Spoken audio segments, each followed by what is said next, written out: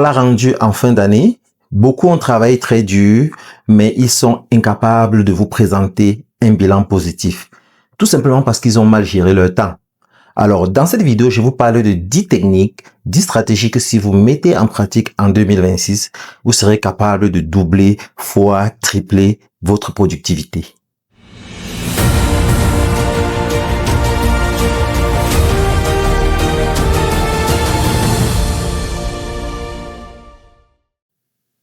Bonjour les amis et bienvenue sur votre chaîne Réussite, la chaîne qui vous permet d'apprendre, d'entreprendre et de réussir.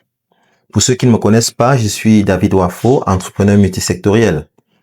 Abonne-toi et active la cloche de notification afin de ne rater aucun épisode. Alors nous voilà rendus en fin d'année, c'est l'heure du bilan. Beaucoup ont travaillé très dur, mais ils sont incapables de vous dire ce qu'ils ont fait de concret, tout simplement parce que ils n'ont pas su bien gérer leur temps. Alors, la première stratégie que vous devez mettre en application pour mieux gérer votre temps, c'est de vous connaître à quel moment est-ce que vous êtes vraiment productif. Parce que vous savez, si vous êtes fatigué, vous travaillez quand vous êtes fatigué, votre productivité sera faible. Alors, identifiez ce moment-là parce que le temps est limité et faites un effort pour qu'au moment où vous êtes le plus productif, si c'est le matin, rassurez-vous que vous faites l'essentiel de ce que vous avez à faire le matin. Si c'est le soir, rassurez-vous que les tâches les plus importantes, vous les faites, vous les accomplissez le soir au moment où vous avez plus d'énergie pour pouvoir travailler. Alors, la deuxième stratégie, c'est quoi? C'est qu'il faut se fixer un maximum de 3 priorités chaque jour. Vous ne pouvez pas tout faire. Alors, vous devez pouvoir identifier l'activité la plus importante, c'est par elle que vous commencez, et ensuite vous avez 2 autres activités importantes que vous assumez. Alors, si chaque jour vous avez 3 tâches importantes que vous accomplissez, vous allez vous rendre compte que vous serez à mesure de pouvoir mieux avancer dans ce que vous faites. Mais c'est important de les noter. Chaque jour, quand vous vous levez, vous faites une to-do list parmi lesquelles vous avez au moins 3 activités importantes, une plus importante et 2 aussi importantes.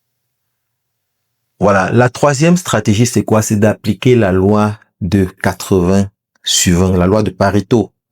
Alors, 20% de vos actions doivent produire 80% de vos résultats. Ça veut dire quoi? Ça veut dire que 20% de ta clientèle, par exemple, si tu es dans le business, 20% de ta clientèle doit être capable de te produire 80% de tes résultats. Donc, focalise-toi sur tes 20 clients les plus essentiels qui vont te rapporter le gros chiffre d'affaires. Au lieu d'avoir 80% qui te rapportent à peine 20% de résultats, focalise-toi sur les 20% qui vont te rapporter 80% de résultats.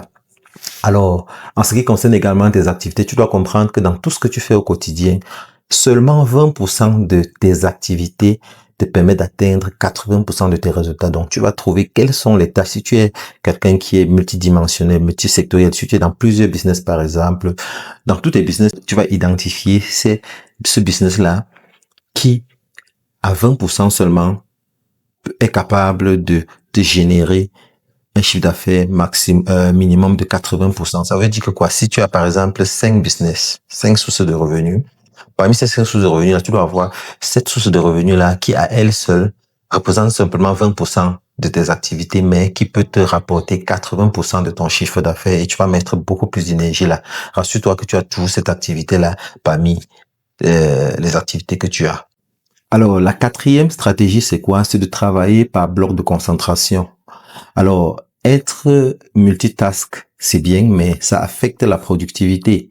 Alors, tu dois t'arranger de manière à ce que après 50 minutes, donc, voilà comment tu organises ton temps, 1 heure de temps, chaque 1 heure qui passe, tu as 50 minutes de temps de concentration et 10 minutes de pause, de relaxation, et c'est comme ça que tu évolues. Et pendant que tu le fais, le téléphone est en mode avion. Donc, quand tu as des choses importantes à faire, fais un effort. Si ton activité ne dépend forcément pas de ton téléphone, tu le mets en mode avion pour éviter toute distraction.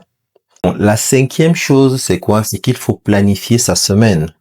Il faut planifier sa semaine, pas seulement ses journées, parce que beaucoup parmi nous nous limitons à planifier nos activités le matin quand on se lève. C'est déjà bien, mais également, il faut planifier ses semaines, planifier ses mois à l'avance, vous voyez un peu. Donc, l'improvisation, c'est bien, mais c'est souvent improductif. Donc, ceux qui réussissent le plus, c'est ceux qui planifient. Donc, faites un effort de planifier tout ce que vous avez à faire à l'avance pour toute la semaine et ensuite, chaque jour, vous les mettez en exécution. Et quand vous le faites, vous bloquez du temps pour du repos parce que le repos est important. Si vous ne prévoyez pas que vous devez vous reposer à certaines heures, ça ne va pas vous permettre de gagner un peu plus d'énergie pour pouvoir mettre au travail. Donc, dans votre planification, mettez un temps de repos, mettez un temps pour le sport, mettez un temps pour la famille. Oui, la sixième chose, c'est quoi? C'est qu'il faut apprendre à dire non. En 2026, vous devez apprendre à dire non.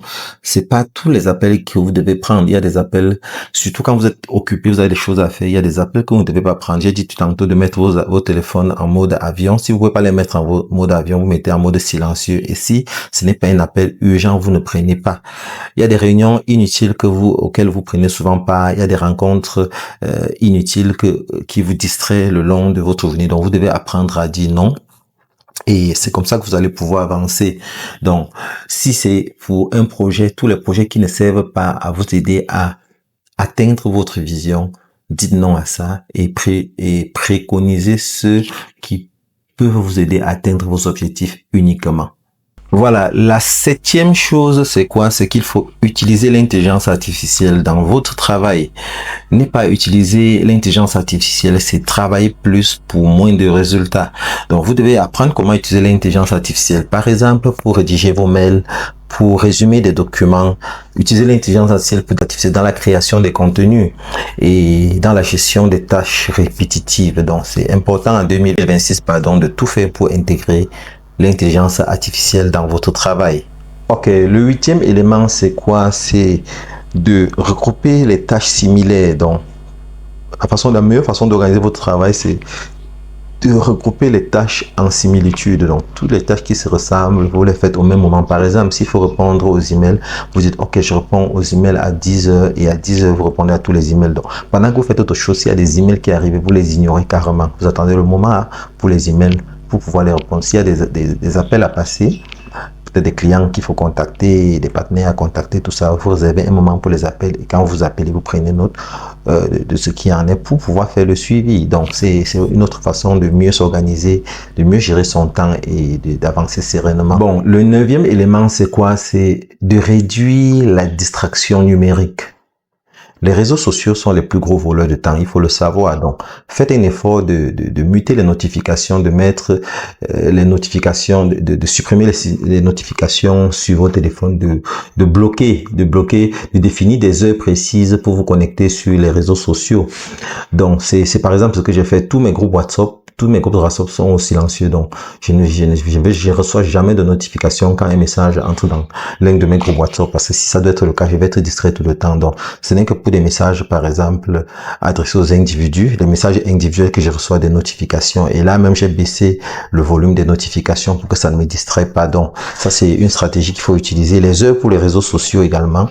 Je me suis abstenu d'installer, par exemple, Facebook sur mon téléphone parce que si je l'ai sur mon téléphone, je peux m'abstenir de passer par là. Donc, j'utilise Facebook uniquement sur ordinateur pour limiter le temps, par exemple, que j'ai à me connecter. Bien que j'utilise Facebook pour le travail, donc c'est aussi une chose. Ce sont des mesures qu'il faut prendre. Pour ce qui n'est pas vraiment essentiel, abstenez-vous de ça. Mettez-vous, éloignez ça de vous si bien que vous n'allez là que quand vous avez vraiment besoin de l'utiliser.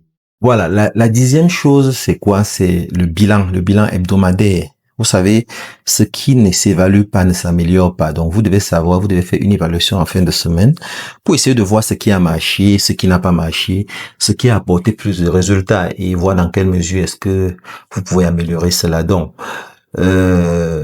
chers internautes, la productivité, ce n'est pas le fait de beaucoup travailler, mais c'est le fait de mieux travailler. Donc, travailler mieux que de travailler plus et vous verrez les résultats vous-même en 2026.